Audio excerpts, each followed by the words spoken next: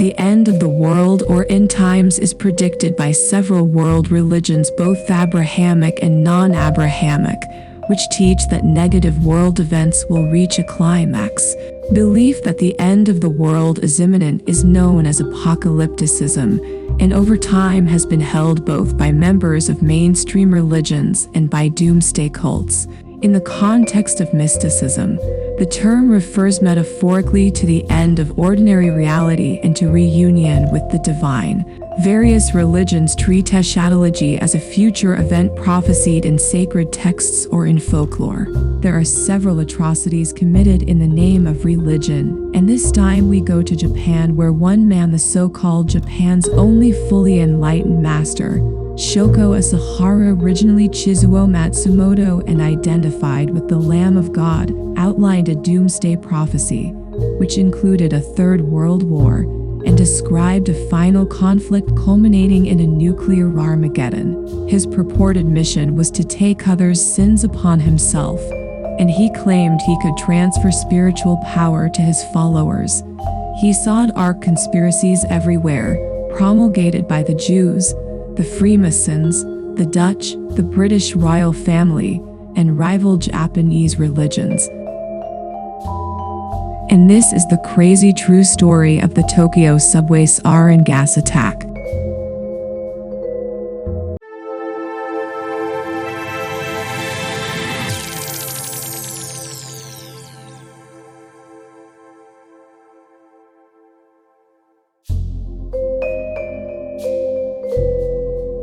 Shoko Asahara was born Matsumoto Chizuo on March 2, 1955 in Kumamoto Prefecture, Japan. The Japan Times reports that Asahara was the sixth child out of 7 children, and his parents ran a tatami shop. Asahara was visually impaired due to infantile glaucoma and was placed into the Kumamoto Prefectural School for the Blind. After he was unable to gain admission to medical school, Asahara began studying acupuncture and pharmacology, seemingly on his own. He also married Tomoko Ishii, a local college student, in 1977-78, with whom he eventually had 6 children.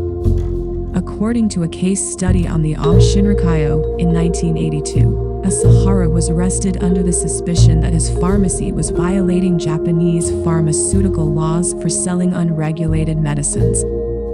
Although it doesn't seem that he was imprisoned for the offense, his pharmacy went bankrupt soon after Asahara was arrested. Other than this, not much is known about Asahara's early life. Although some claim that Asahara traveled widely for his religious training before starting Aum Shinrikyo, there's little evidence to support this.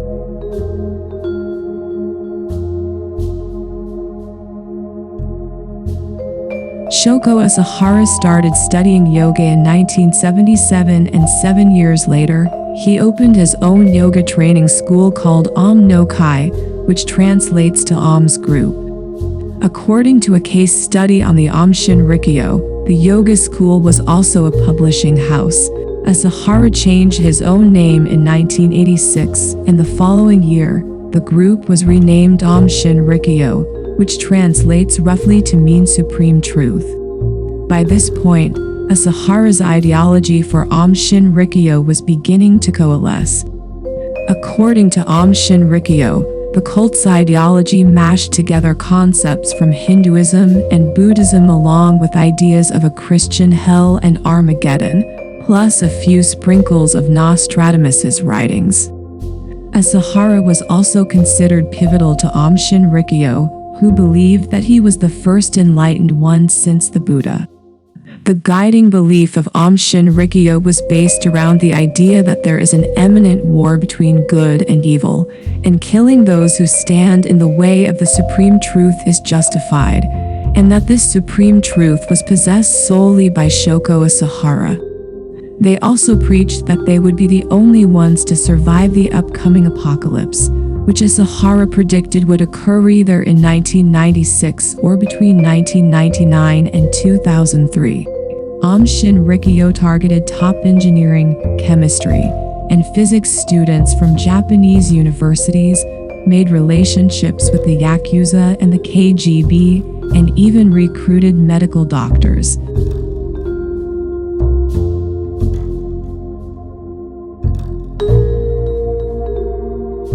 In August 1989, Aum Shinrikyo was given official status as a religious corporation by the Tokyo Metropolitan Government in Japan. And by this point, according to Encyclopedia Britannica, Shoko Asahara had already started calling himself Tokyo's Christ, Holy Pope, and Savior of the Century. A case study on the Aum Shinrikyo notes that this recognition gave Aum Shinrikyo several advantages, including massive tax breaks. It also offered immunity from oversight since under the Japanese religious corporation law, after a group is recognized, authorities are not permitted to investigate its religious activities or doctrine. It was later revealed that Aum Shinrikyo gained its religious status through an aggressive lobbying campaign, but once it was legally recognized, the character of the cult changed drastically. Its membership also soared after its legal recognition.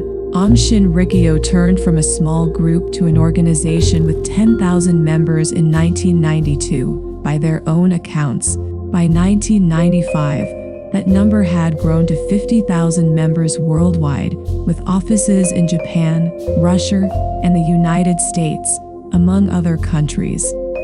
The net worth of the cult also skyrocketed from approximately $4.3 million in 1989 to $1 billion by 1995.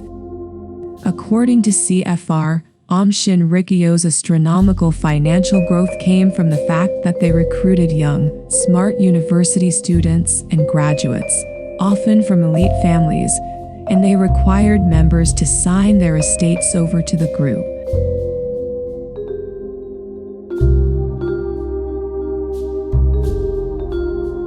On June 27, 1994, there was a Sarin attack in Matsumoto, Japan between 10:40 and 10:50 p.m. Reuters reports that a refrigerator truck was used to release the gas, spraying vaporized sarin for approximately 10 minutes towards the houses of 3 judges. A case study on the Aum Shinrikyo writes that these judges were targeted since they were presiding over a land fraud case that Aum Shinrikyo was involved in. The verdict was set to be released in mid-July, and Aum Shinrikyo decided to target the 3 judges hearing the case in order to prevent them from returning a decision against the Aum. All 3 of the judges fell ill as a result, but a breeze also blew the sarin cloud into a different neighborhood that ended up being heavily affected. 7 people died as a result of sarin poisoning, 1 woman was left comatose, and roughly 600 people were affected by the agent. Members of Aum Shinrikyo later admitted that the attack had essentially been a test run for their attack the following year. It's also not as though these activities went entirely unnoticed by the police. 2 weeks after the sarin attack in Matsumoto, there was a sarin spill at Aum Shinrikyo's Kamakuishiki facility in their compound. Police were called to the scene since there was a strong and strange odor that allegedly killed vegetation near the Aum compound. But when they were refused entrance, the police simply left and didn't pursue the matter.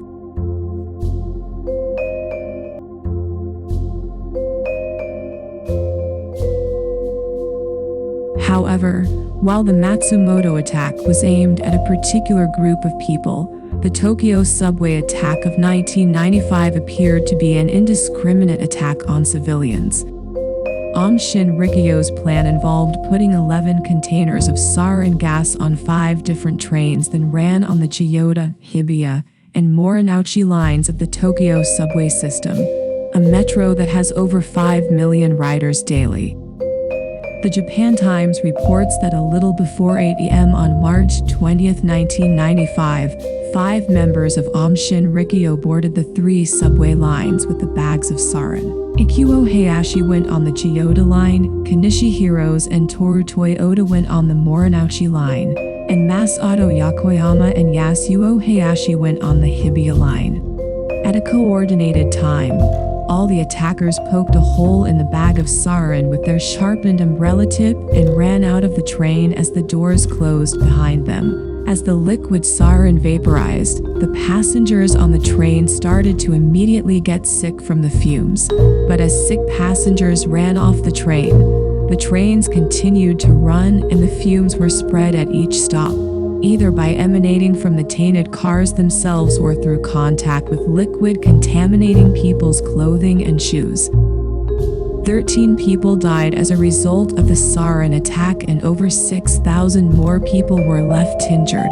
Among those who died were 2 subway workers who tried to get rid of the sarin bags at Kasumagaski station, and many suffered exposure in their attempts to help those who were already exposed. The Japan Times reports in 2020, at least 1/3 of the survivors of the sarin attack suffer from PTSD caused by the attack, in addition to various physical health complications. And apparently, according to a case study on the Aum Shinrikyo, it was pure luck that the attack wasn't any worse. The sarin happened to be of poor quality and had an inadequate delivery system, and if it weren't for these mistakes, thousands more could have been killed and injured. It's also believed that the attack wasn't as chaotic as it might have appeared. Since all the trains were meant to go to Kasumagaski station, it was once thought that the government bureaucrats who worked there were the targets. However, it's now believed by the Japanese government that the gas attack was meant to be a diversion to overwhelm the police, since they were already planning a raid of Aum Shinrikyo in search of a kidnapped notary, and the cult likely wanted time to destroy evidence.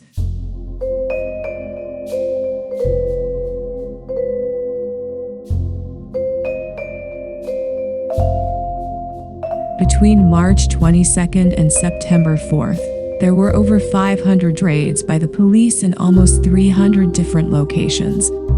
According to the Japan Times, the first raid was at the Aum Shinrikyo compound in Yamanashi Prefecture. Police claimed that they were looking for the kidnapped notary, but when they showed up at the compound wearing hazmat suits, it became clear what was really going on. At the compound, police found equipment used to make sarin and other biological weapons, helicopters for use in gas attacks, weapons, and illegal drugs.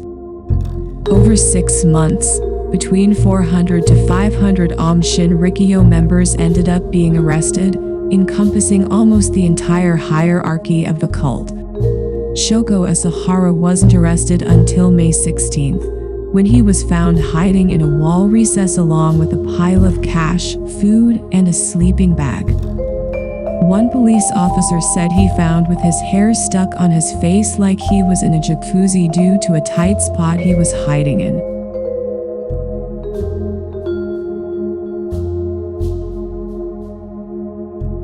After police finally started investigating Aum Shinrikyo, it became clear that they weren't doing a great job of hiding their criminality.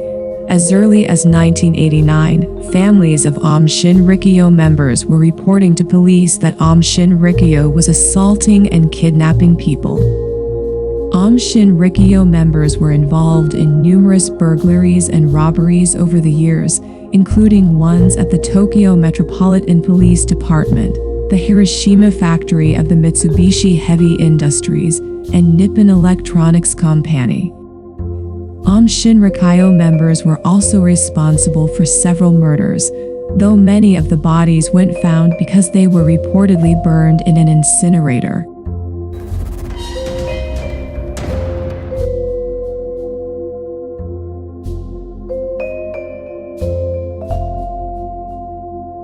After arresting various cult members, police also discovered that Aum Shinrikyo was responsible for the 1989 disappearance of the Sakamoto family.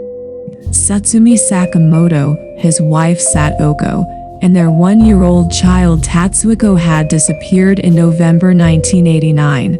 But despite the fact that people suspected that the cult had something to do with it, police apparently did not pursue leads linked to the cult, perhaps in part because they were worried about infringing on the rights of a religious group.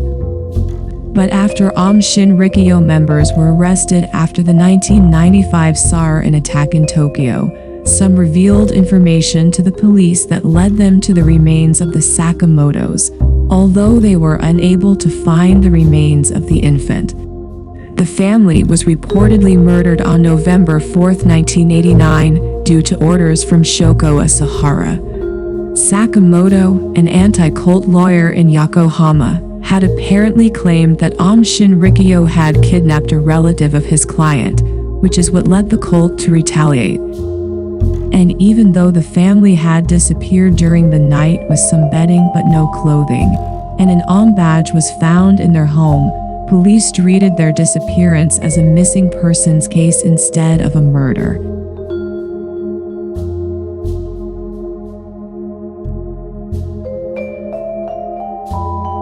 The trials of the Aum Shinrikyo members lasted almost 20 years in total.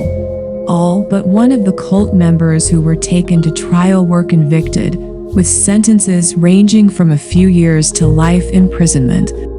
13 members were sentenced to death, including those responsible for the 1995 Tokyo attacks. However, Ikuo Hayashi, who was responsible for the Chiyoda Line attack, was sentenced to life in prison due to his cooperation with the police. Shoko Asahara's own trial started in 1996 and lasted 8 years, during which he refused to answer questions and made more than confusing comments. He often mumbled incoherently and continually interrupted the testimony. Some thought he was mentally ill, but Japan was buying none of that. On February 27, 2004, Asahara was sentenced to death by hanging, although his lawyers immediately appealed. However, due to the various appeals and the many trials of all the cult members, the executions were repeatedly delayed, since the Justice Ministry had made it a custom to postpone the execution of death row inmates if proceedings against their accomplices were ongoing. As a result, the cult members waited on death row until July 6, 2018, when Japan began executing the Aum Shinrikyo members, by hanging beginning with Asahara. And by July 28, the remaining cult members were all executed.